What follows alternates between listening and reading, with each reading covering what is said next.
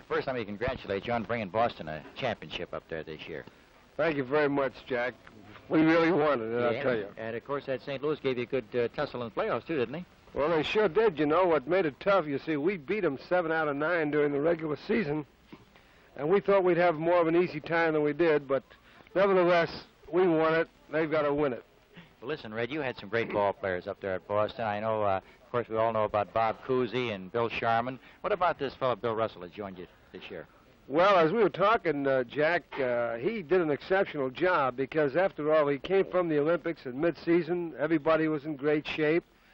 He came out there, and everybody expected the impossible, and by golly, he did it.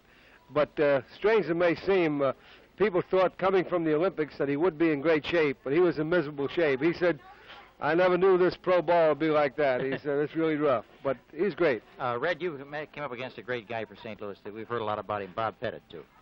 Well, Bob did a marvelous job. Of course, what made him so great in the playoffs, as far as we were concerned, was that he had a blessing in disguise. When he broke his wrist and he was out for 6 weeks, his legs and everything else just kept in shape, but he maintained his wind, and as a result, he wasn't as tired as the rest of the ball players.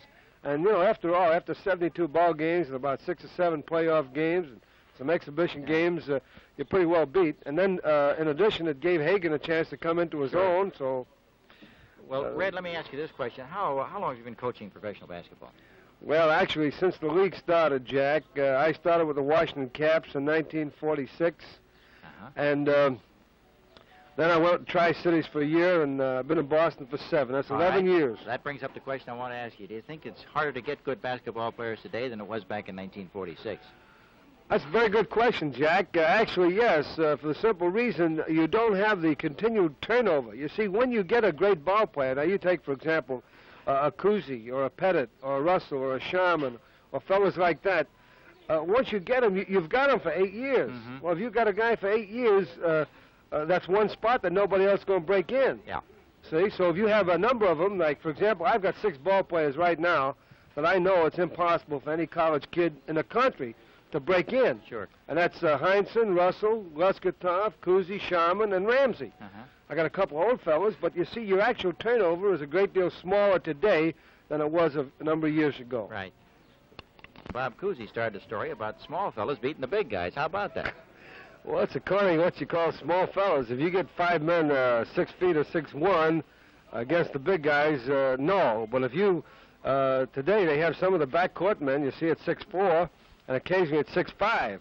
Well, if you get some of those fellas and throw in maybe Cousy and Sharman, I think it's going to be a tough battle. It's going to be really interesting. We've done it in practice and done it quite a bit, but of course the small boys always have 1 6'5.5" fellow because we only have 4 backcourt men. Well, Red, what are your plans now that the basketball season's over?